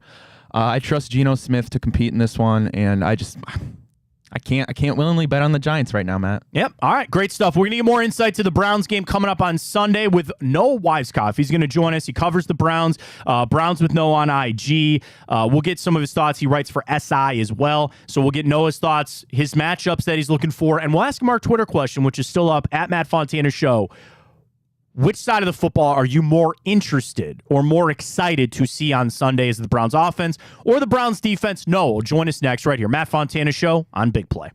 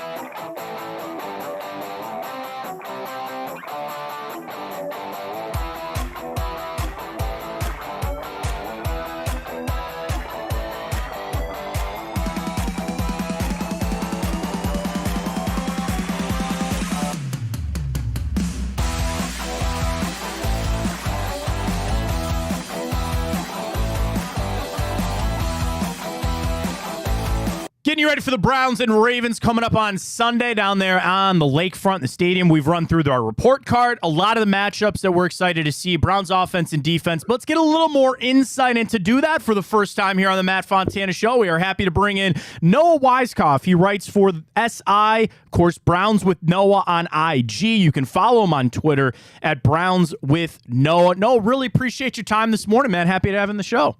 Hey, thanks for having me. How are you doing? Good. Really, first thing, we're going to start with a question. Which side of the football are you more excited to see? Ryan and I ran through it about this defense playing to a historic level, trying to stop Lamar Jackson. It's exciting to see that, but I need to see more out of Deshaun Watson too, and I want to see that grow. So I'll ask you, Noah, which side of the football are you more excited to see Sunday, the offense or the defense? I think the defense, honestly, like you mentioned, it's going to be interesting to see with Watson and the offense if they can string together a back-to-back productive day on the offensive side of the ball. But honestly, the defense and seeing the true test that they have with Lamar Jackson and that Ravens running game and their offense in general. So I'm really excited to see how Jim Schwartz schemes up to contain Lamar Jackson. I'm really excited for that. When you think about where this defense, there's been so many things, Noah, that they've done well. We talk about the pressure, the D-line. Is there something else that you're looking at? I watch Grant Delpit a lot. Is there something on that defense that you think is just really where it's starting to click for this team? Man, everywhere, to be honest with you. Like, this defense isn't dominant. Like, they have been like flat out historic over the first 3 games. So I mean, just everywhere. But I'm really excited to see again and their continuous blitz. They're sending these linebackers on so many downs. I mean, even Anthony Walker, I think after the first game told us that, he's never blitzed that much in his life. Like, that was like, he's never blitzed that much in his life. So they're able to do that because of their corners too, which I want to talk about. I mean, Denzel Ward, Martin Emerson, Greg Newsome, when those 3 are on the field and Newsome's in the nickel, I mean, they're able to keep those receivers within, give them barely any separation, which allows them to send blitzes and get to the quarterback really quick. So those corners, I don't think are even being talked about enough. Obviously, the defensive front is getting there. And when you can get there with 3 or 4 guys, with Myles Garrett, Zadarius Smith, Okoronkwo, Dalvin Tomlinson, when you can get there with 4 guys and don't even have to blitz, I think that you have something special on that side of the ball. Well, I'm glad you mentioned that because I agree. It's when you can blitz, not because you have to, right? Sometimes you have to blitz because you don't have the coverage guys in the back, and if you don't get the quarterback down, you're in a lot of trouble. But you can blitz because you have the corners. And I saw this week too, Noah, that MJ Emerson's top, I think, 7 in the league, maybe even top 5 on quarterback completion percentage when thrown at. And that lineup too. I know Newsome had to warm up a little to the slot. The Browns' best defensive lineup is when MJ is on the outside using his length and his speed. Denzel is always going to be an outside guy. I'm with you. When Newsome is in that slot, that things are really starting to cook for the Browns there. 100%. And I know that those 3 guys talk to each other about potentially having all 3 of them in the Pro Bowl and stuff like that. So that kind of stuff, that's their expectations for themselves. They know what they're capable of, and they've obviously shown it for the past 3 games. And I mean, Denzel Ward has had not a roller coaster career, but like a little bit of bumps in the road with injuries, hamstring injuries, that kind of stuff. And I know people last year thought he took a step back, but I mean, he looks like an elite corner again. I mean, he looks like one of those top 3 to 5 corners in the league right now. Noah Weiskopf joining us here on the show. He writes for SI. Follow him on Twitter at Browns with Noah. To the offense, we talked a little Deshaun Watson. The completion percentage being where it was at last week, Noah, was a great sign to see. I still want them to stretch the football a little bit more, and I think they'll get there.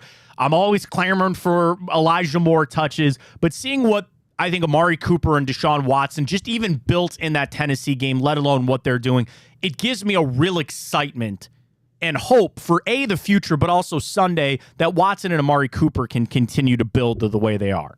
It should give fans an excitement. I mean, I think that the biggest thing here is the Nick Chubb injury. I think that Nick Chubb provided almost a safety blanket for Deshaun Watson to continue to get acclimated into this offense and for them to have him there while they develop this passing game and this vertical passing game. And I think that everything's just going to be a little quicker now that he's not there. They can still rely on their run game. Jerome Ford is a great elusive back. Kareem Hunt's able to be in there on pass downs and pass block and stuff like that. But I think that this is going to allow you to open up your passing game much quicker, not maybe than that they wanted, but they're able to just stretch the ball down the field now without having to not necessarily worry, but give Nick Chubb his necessary touches. I think that this was something that was planned before the season started. And I think that everything is just going to happen a little bit quicker now. But I think that they're going to continue to open up that passing game and try to get that working, because ultimately the league is a passing league now. So if you can't have a throwing offense, then you're not going to get to where you want to go. What have you made of the run game? It's only been a game and a half, but what have you seen, Noah, in that just without Nick Chubb? It's the scheme for me that is always going to work in some capacity. It's always a matter of when you can break through. Chubb would have his breakthroughs in the first quarter, second quarter, but then you look at the fourth quarter, and I mean, Chubb, he has a ridiculous average in the fourth quarter in his career per rushing attempt. So I wouldn't make anything negatively of the running game without Nick Chubb. I think that they have a big confidence in Jerome Ford. They drafted him, and it's a funny thing to think about, because Jerome Ford, he had trouble seeing the field his rookie year because of guys like Nick Chubb, Kareem Hunt in front of him.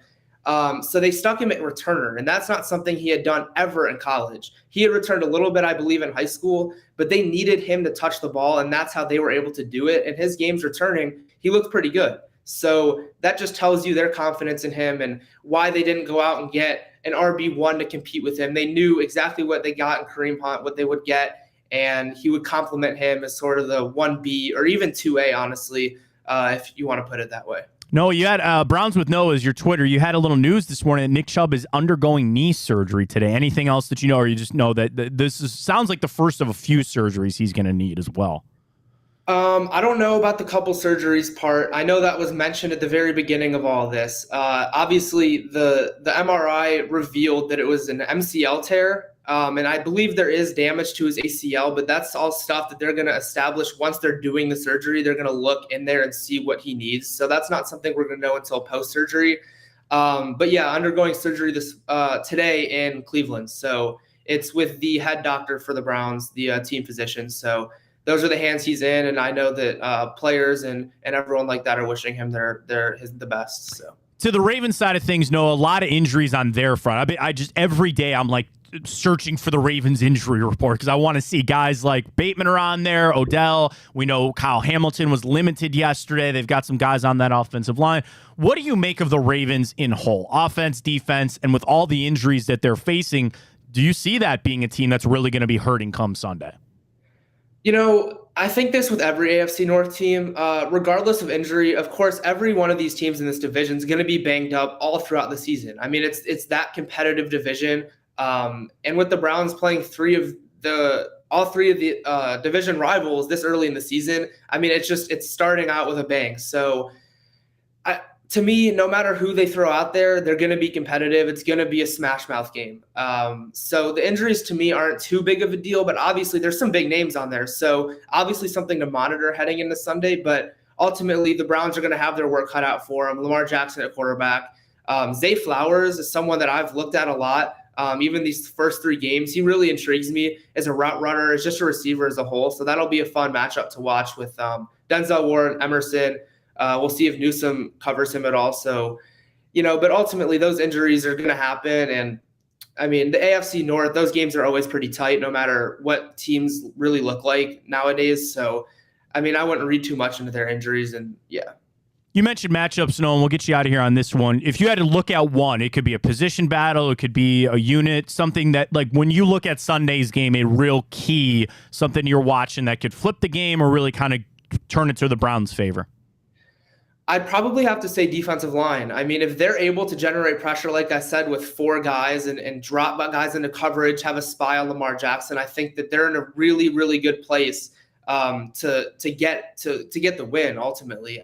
Jim Schwartz talked about this week that they're going to take it to Lamar Jackson. They're not going to sit back and try to contain him. They're going to take it to him, and whatever sort of happens, which is sort of his philosophy. But I mean, as we've seen, they're taking it to whoever they're playing. So I'm not expecting much of a difference, but they have to be smart. The defensive line has to be smart in containing Lamar Jackson and not letting him get one-on-one with defenders outside of the pocket. But like I said, I mean, like we've been seeing too with this defense, I mean, no shortage of enthusiasm and that kind of stuff after the play. And I know in the offseason, Jim Schwartz told us that they want to lead the league in passion for the game. And I think that you are seeing that come to fruition right off the bat. So looking forward to seeing that defensive line if they're able to generate pressure with four guys against their offensive line. No, really appreciate it, man. Follow him on Twitter at Browns with Noah. Noah Weiskopf, writer for Sports Illustrated, on IG as well, Browns with Noah. Great stuff, man. We'll have you on soon coming up, all right? Awesome. Thank you. I appreciate it. There he goes, Noah Weiskopf. So surgery today for Nick Chubb. So everybody send your well wishes his way and hope for the best. And as Noah said there, I agree with him too, Ryan, that they'll find out a little bit more post-surgery, and you hope it's what you believed it was going to be, but sometimes you don't ever know. The only thing that I sit back and say, the fact that it was at this point only an MCL, for as gruesome as that injury was. But also, like, dude, in today's medical world, MCLs, meniscus, guys come back from that kind of stuff. I'm not asking for speed either. I don't need him coming back in January or anything like that. Get him ready for next season. But I sit here today on Nick Chubb's surgery day, wishing him the best and having real hope and faith that he's going to play football for the Cleveland Browns at a high level again. Yeah, and going back to Noah's last point, I don't think it could be understated enough just how important it is that the Browns are able to generate that pressure with only rushing 4. That allows you to take another player back, drop him, maybe play a spy, and just that, if you can get pressure on Lamar Jackson with only 4, you're in such a good spot to make him throw the ball. And like you said, Lamar Jackson, he's one-on-one outside the pocket. He's beaten most defenders on that with his speed and elusiveness. So that's going to be a huge key, and I'm excited to see if they're able to do that Sunday. Absolutely. All right, let's get to a Friday edition of Time Hop when we return. We'll head back. We'll tell you what we have in store for that. And don't forget, our Browns selection coming up in our final segment. We'll take a quick look at the college slate as well. Ohio State not in action. Still got plenty to come, taking you up to 11 a.m. right here. Big play. We're on the iHeart app. We're streaming live on Twitter, Facebook, and YouTube at Matt Fontana Show. Follow all that. And, of course, Apple Podcasts and Spotify. And don't forget Chico coming up from 12 to 2 today, as well as continuing on a Football Friday right here on Big Play.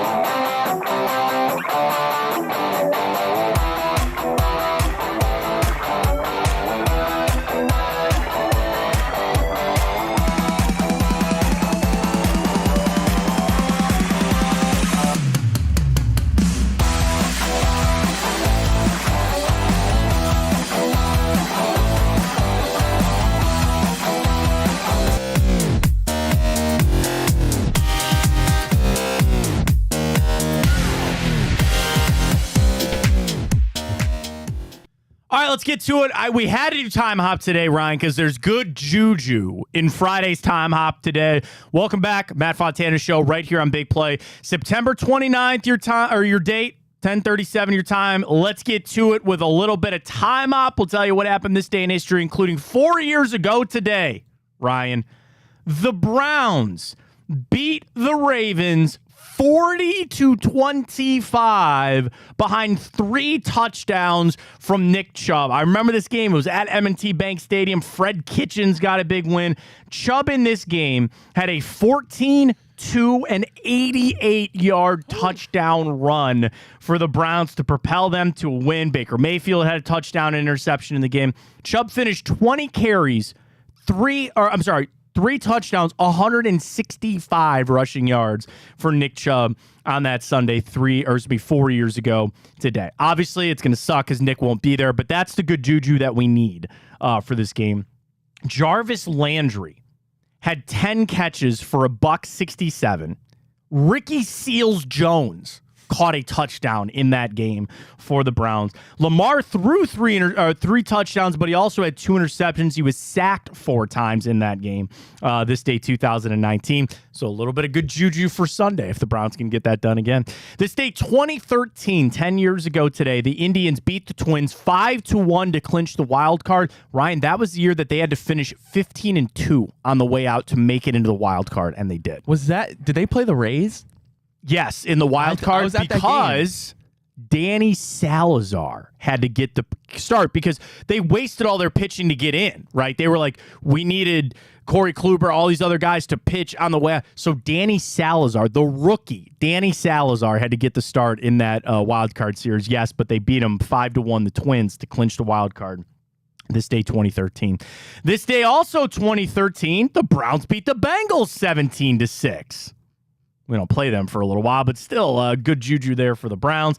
Again, 17-6 was the final score in that one. Box score for you right here. I had it up and then my computer crashed, which was really a lot of fun right before this. Browns 17-6. The winning quarterback for the Cleveland Browns that day was one Brian Hoyer. 2 touchdowns, 269 yards. Browns sacked Andy Dalton once, got 2 interceptions. The 2 touchdowns were really enough. The leading rusher, I give you a million guesses, you get the leading rusher for the Browns in that game. This was 2013? 2013. Of course, that was pretty famously the year that they got rid of Trent Richardson. He was gone. Okay. Willis McGahee had 15 carries for 46 yards for the Browns this day, 2013. This day, 2002, Nebraska fell out of the AP Top 25 for the first time since 1981. They went 21 straight years, 348 straight weeks of being in the top 25. They fell out, and I joke, but I think I'm serious. I don't know if they've been back in since. I don't know. I have no idea. I think Rule will get him figured out, but we'll see. This day, 1996, the N64 was released in the United States. I didn't have one. My buddy had one. We played a lot of Mario 64 and GoldenEye. Everybody had GoldenEye. Legendary game for the N64. Released this day, 1996. This day, 1988, Stacey Allison became the first American woman to reach the peak of Mount Everest. Would you ever... You get a pass, and they say you get to train for a year. We'll give you all the gear. All you got to do is just do it. Would you go to Mount Everest? Climb it? Absolutely not. I wouldn't either. You ever see the video? Because people think, like, don't get me wrong, it's a great convo at a party. Hey, man, I climbed Everest. Cool. Have you ever seen the pictures of people at the summit of Mount Everest? There's a line. There's literally lines of people to get up there. So it's not as, I guess, uncommon as you think, as crazy as it sounds. This day, 1954, Willie Mays made the catch. We all know the catch. It is the catch. This day, 54. Very happy birthday goes out to Bryant Gumbel, John Paxson, former Cavalier, Jake Westbrook. God, I miss Jake Westbrook. I always think of him in the white vests when they had those of a time. Shelley Duncan, another former Indian. Calvin Johnson, Kevin Durant, Halsey, Zachary Levy, Andrew Dice Clay, and Ryan, you have a very special happy birthday shout out today. I do. Mom, if you're listening, Jody Smith, I love you so much. Happy birthday. I don't know where I'd be without you, and I appreciate everything you've ever done for me. Well, I appreciate it too, because Ryan is here, a part of the show, so very happy birthday to Ryan's mom. We love our moms here on this show, certainly. One television show for you this day, Ryan. Let's do it. 1985. A guy that always seemed to fix something in an unconventional way. Television show this day, 85. 85. A guy who 85. fixes stuff in a very unconventional way. Yes.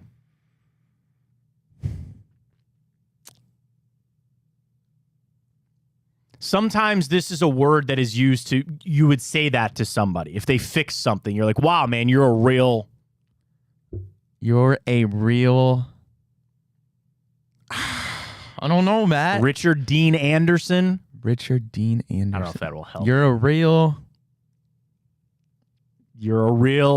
MacGyver. Oh, MacGyver came okay. out this day, 19. Have you heard of MacGyver? Do you know of MacGyver? I have, but I'm not shocked that I didn't get it. Yeah, I mean, he just, like, every episode they come up with crazy things, and he's got to, like, build a bomb out of a pen or something. It's just, that's every episode. One of those just, I think, great 80s shows that just don't, and they did a reboot, I think. Probably didn't go well. I don't know. MacGyver, this day, 1985. Sunday is going to be so big. Sunday is going to be massive for a lot of reasons. And it's also the excitement that I have of I need to see a little bit more from this Cleveland Browns team.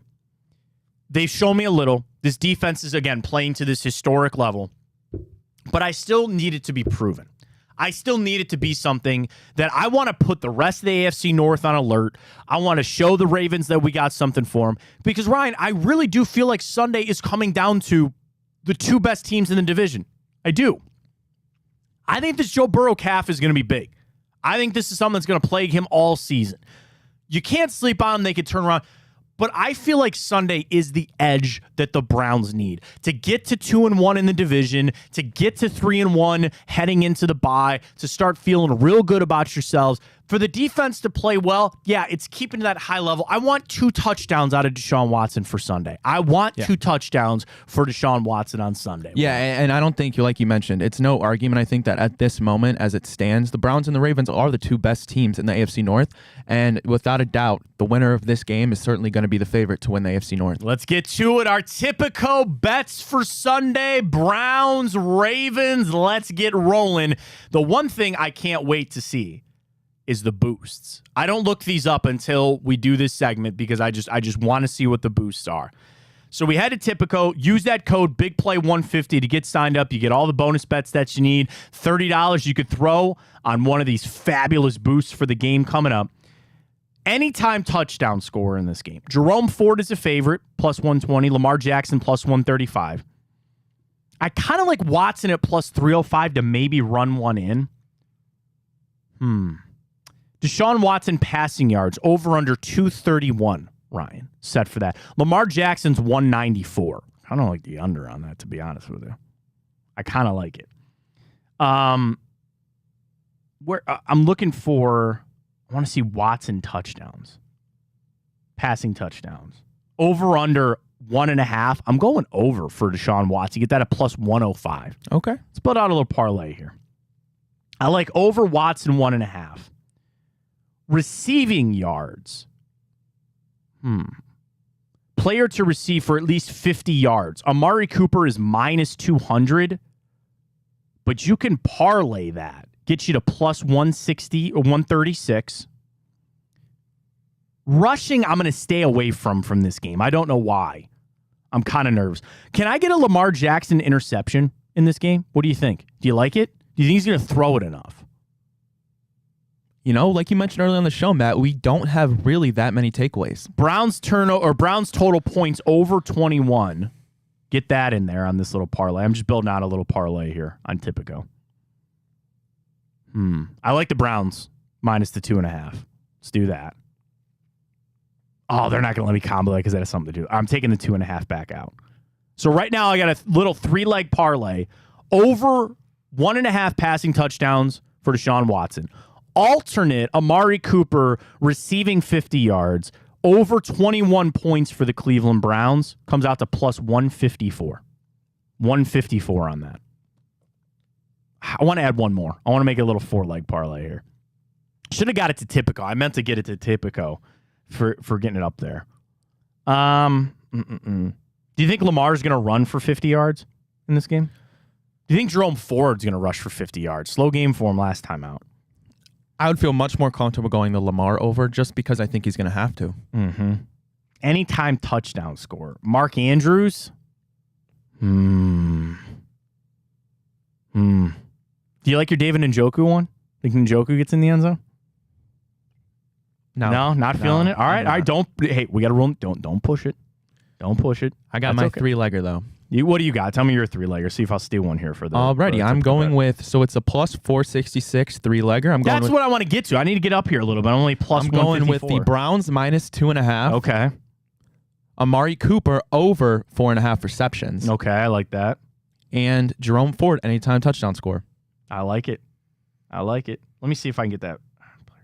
Receptions. Can I parlay that? No, because I got Cooper over 50 yards. I guess I probably should just take the receptions, right? That's going to boost me up a little. Yeah, that'll boost me up just a little bit here. I like that. Oh, I like Elijah Moore over 3.5 too.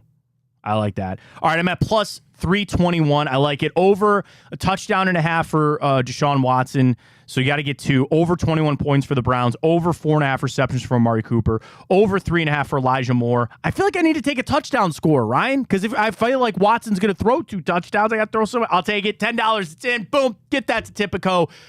I think the Browns will cover too.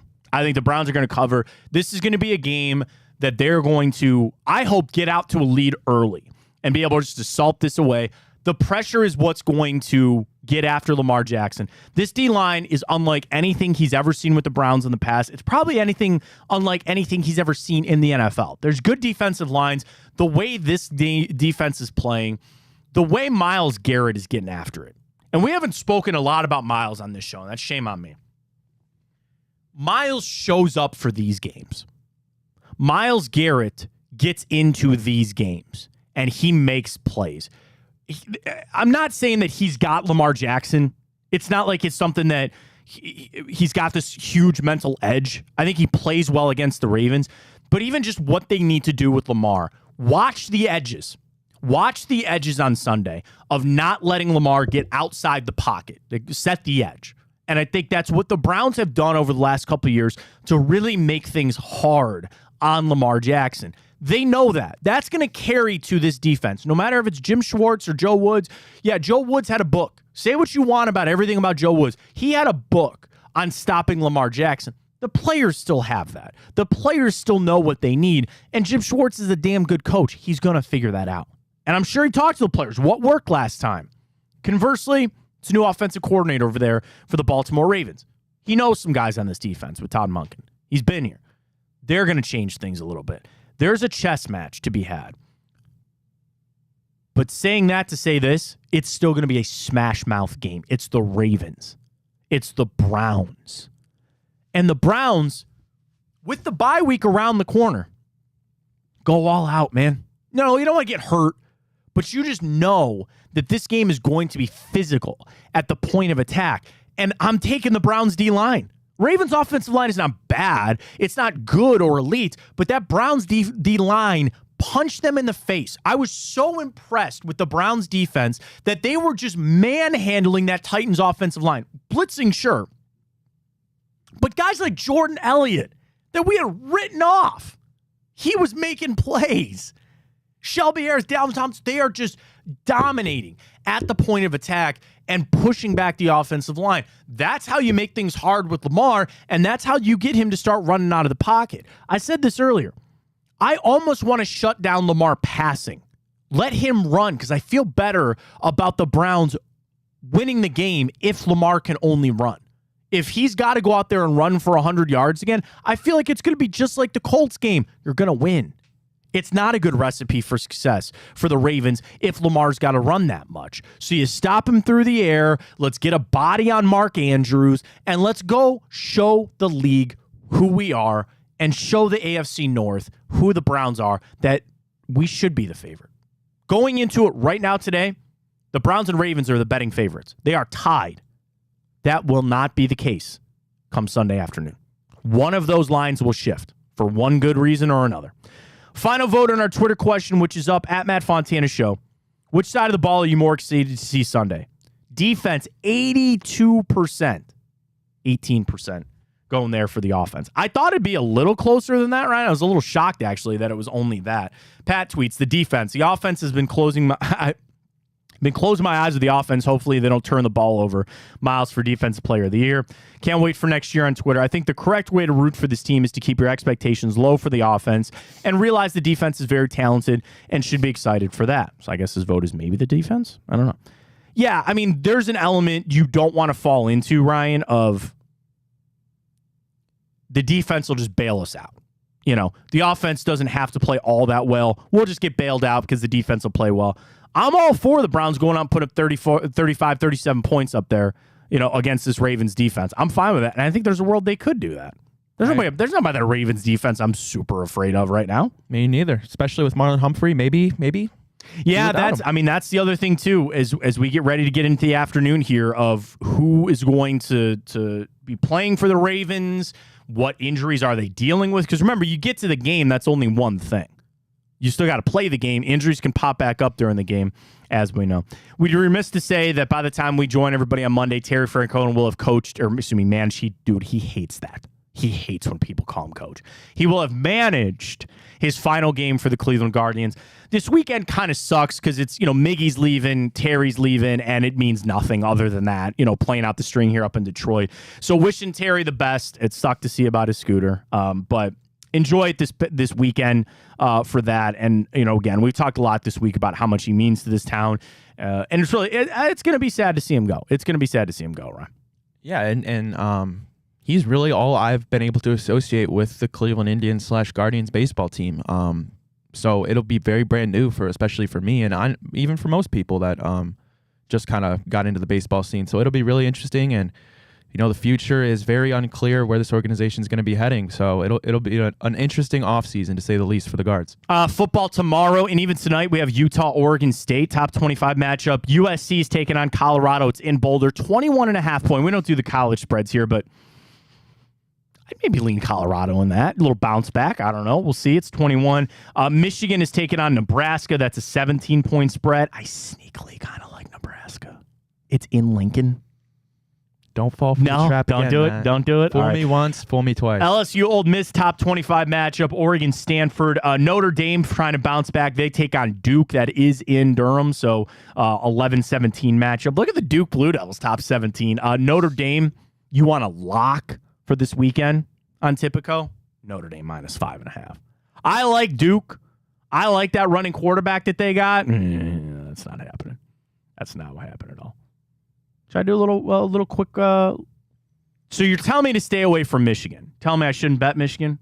No, shouldn't bet Nebraska. I kind of like Nebraska there. I'm scrolling all the way down here on Tipico. Wasn't that a 7 o'clock kick for Notre Dame? 7:30. Michigan State, Iowa in action this weekend. 7:30 Notre Dame, Duke. -5.5. I'm going to put a little 15 action there on the Notre Dame Fighting Irish. I think they will get that done. I appreciate everybody joining us this week. Our numbers are growing. We thank so many people that have been joining us. You've been following at Matt Fontana Show on YouTube, on the social media. We're all there. We're at Matt Fontana 83 is my personal one. Ryan is at Ryan Tyler 33. So I love it, man. And I appreciate it. Appreciate Noah Weiskopf joining us today. He was fantastic. Really trying to grow this thing out. And dude, really, today is our 1 month anniversary. Well done, Ryan. Happy 1 month. Well, happy Matt. 1 month. We started 4 weeks ago.